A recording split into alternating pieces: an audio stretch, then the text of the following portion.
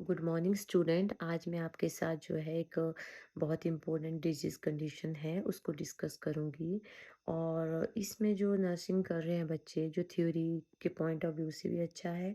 और इसमें मैं कुछ ऑब्जेक्टिव क्वेश्चन भी डिस्कस करूंगी जो मैक्सिमम आपके एग्ज़ाम में आते हैं। तो पहले तो हम देखेंगे कि प्री टर्म्स इन्फेंट होता क्या है। प्लीज़ अपनी कॉपी और पेंसिल ले लें और नोट्स को आप राइट कर सकते हो।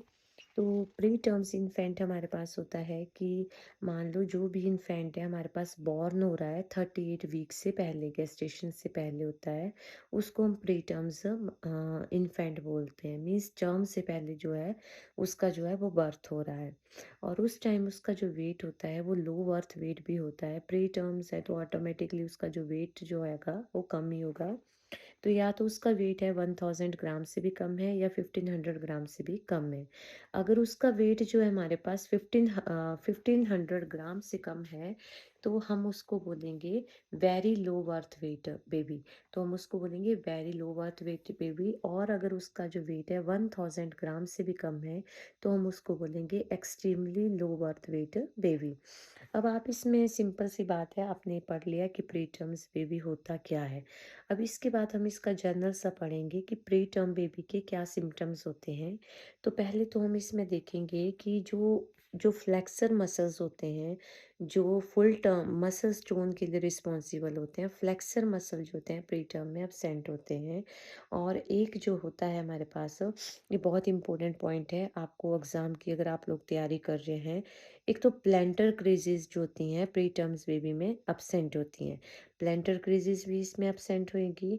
और जो ईयर, जो पिना ऑफ द ईयर होता है बहुत ही सॉफ्ट और फ्लैट होता है, ठीक है।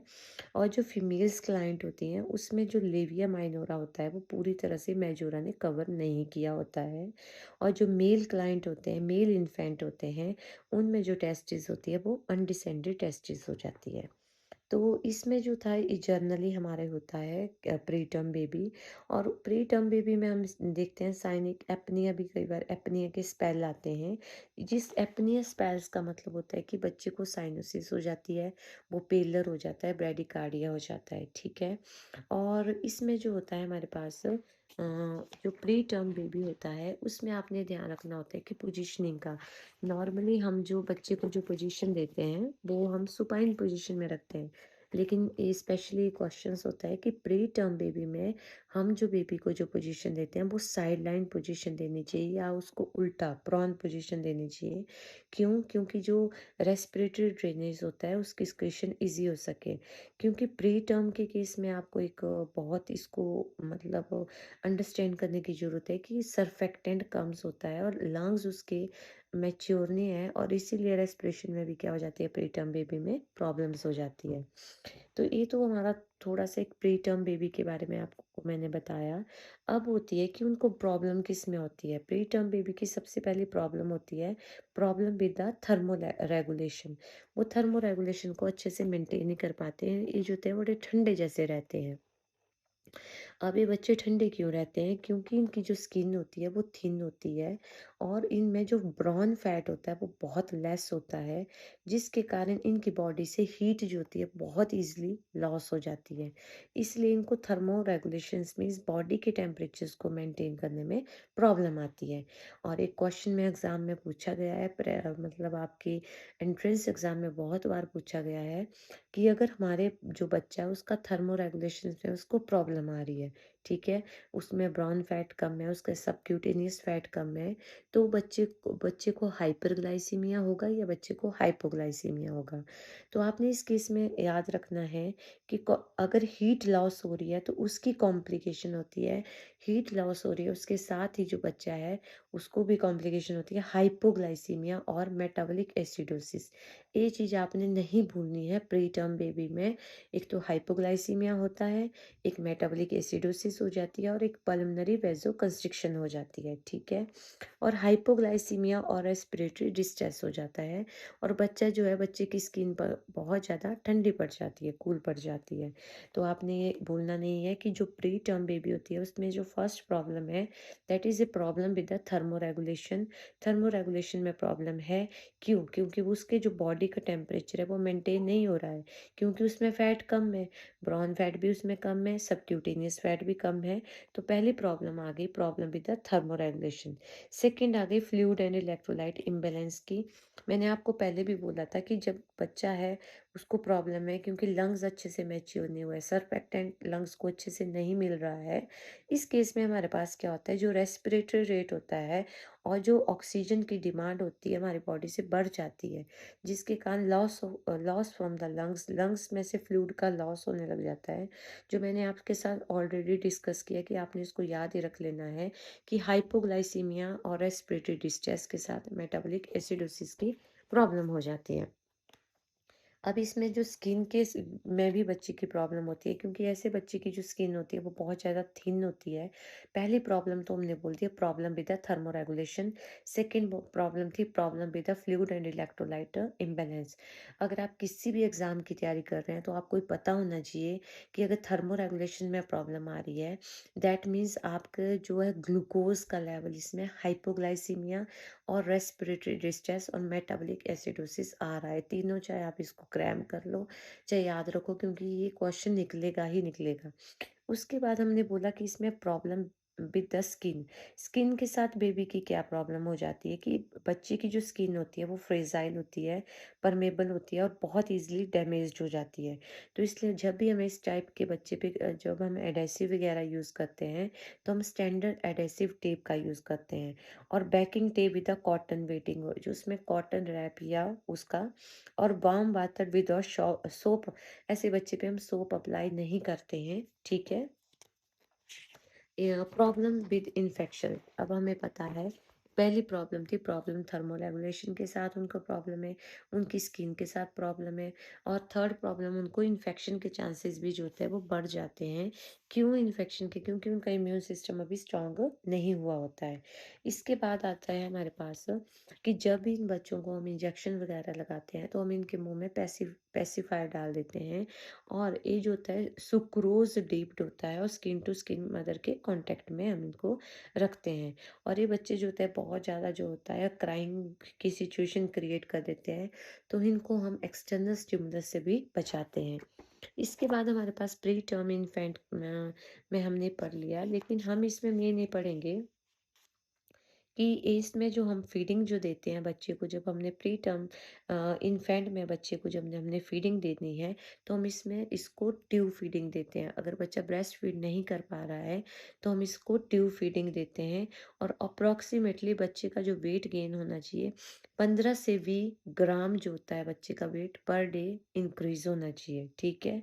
और इसमें से एक हम ये भी बोल सकते हैं कि जब हम बच्चे को ये देते हैं तो बच्चे पे routine respiratory rate below the 60 हो जाता है और इंटैक्ट गैग रिफ्लेक्स होती है बच्चे की इसमें, इस केस में गैग रिफ्लेक्स भी बच्चे की भी थोड़ा इंटैक्ट होती है। अब अगला लास्ट में आ गए हमने कॉमन कॉम्प्लिकेशन ऑफ प्रीटर्म्स इन्फेंट में कॉमन कॉम्प्लिकेशन क्या होती है। तो सबसे पहली कॉम्प्लिकेशन है कि अगर हमने प्रीटर्म इन्फेंट का अच्छे से मतलब ध्यान नहीं रखा और अच्छे से उसको केयर नहीं मिली तो फर्स्ट आ जाता है रेस्पिरेटरी डिस्ट्रेस सिंड्रोम।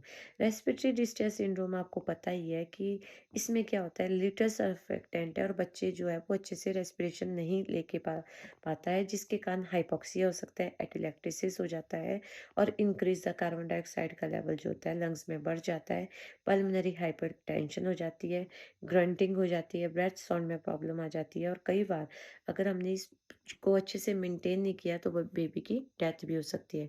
तो first complication of the preterm infant is a respiratory distress syndrome. Second complication आ जाती है ब्रोंकोपल्मोनरी डिस्प्लेजिया। ब्रोंकोपल्मोनरी डिस्प्लेजिया का मतलब होता है कि इसमें क्या होता है कि बच्चे को टैकीकार्डिया टैकीपीनिया हो सकता है क्योंकि ऑक्सीजन भी इसमें कम हो रही है, ठीक है।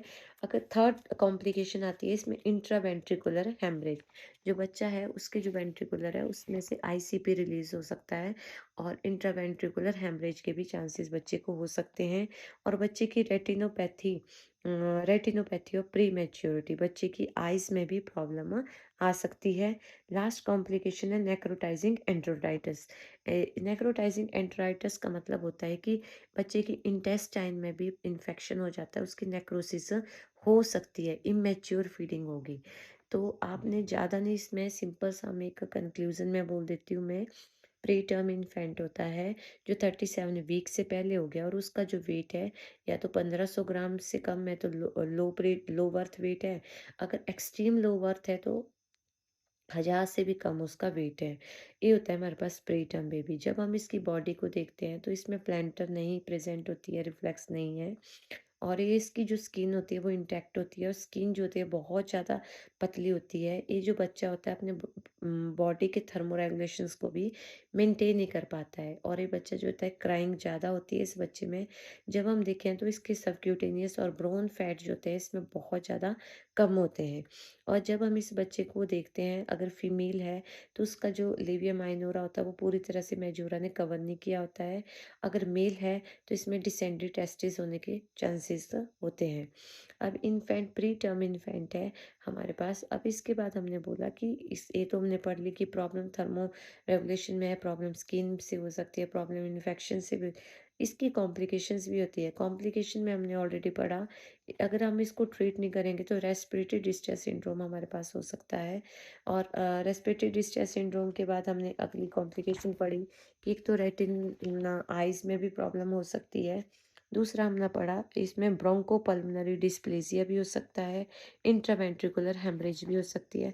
आप डीपली में मत पढ़ो ज़्यादा, आप सिंपल याद रखो कि ब्रोंकोपल्मोनरी हाइपरप्लेजिया हो सकता है, इंट्रावेंट्रिकुलर इसमें हेमरेज भी हो सकती है। और इसमें एक नेक्रोटाइजिंग एंट्राइटिस होता है जिसका मीनिंग होता है हमारी इंटेस्टाइन भी इसमें प्रॉपर फंक्शन नहीं कर पाती है। तो ये हमारे पास एक शॉर्ट सा जो है मीन्स ये जो लेक्चर है मैंने इसको 10 या 15 मिनट में कवर कर लिया है। तो आई होप आपको समझ आ गया होगा, मोटा-मोटा आप इसको समझो कि होता क्या है और क्या प्रॉब्लम है। ज़्यादातर इसमें जो क्वेश्चन निकलते हैं वही है कि प्लैंटर रिफ्लेक्सेस इसमें प्रेज़ेंट नहीं होती है, सबक्यूटेनियस फैट कम है बच्चे में, इसकी कॉम्प्लिकेशन रेस्पिरेटरी डिस्ट्रेस सिंड्रोम है, नेक्रोटाइजिंग एंटेरोइटिस इसकी प्रॉब्लम है, ब्रोंकोपल्मोनरी हाइपरप्लेजिया इसकी प्रॉब्लम है। और जब बच्चे को होता है एज़ ए नर्स हमारी ज़िम्मेवारी होती है कि बच्चे को हमने फीडिंग देनी है और इसमें जो फीडिंग दी जाती है वो ट्यूब से थ्रू ज़्यादातर फीडिंग देती है और इसमें 2 आवर्स के बाद हम पेशेंट को फीडिंग देते हैं।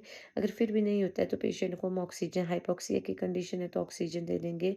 अगर फिर भी नहीं है तो कंटिन्यू पॉजिटिव प्रेशर्स को मेंटेन करेंगे हमने, क्योंकि बेबी जो होता है इसमें रिस्क में होता है और इस फैक्टर में बेबी के हमने वाइटल्स वगैरह को भी मेंटेन रखना है। Thank you so much.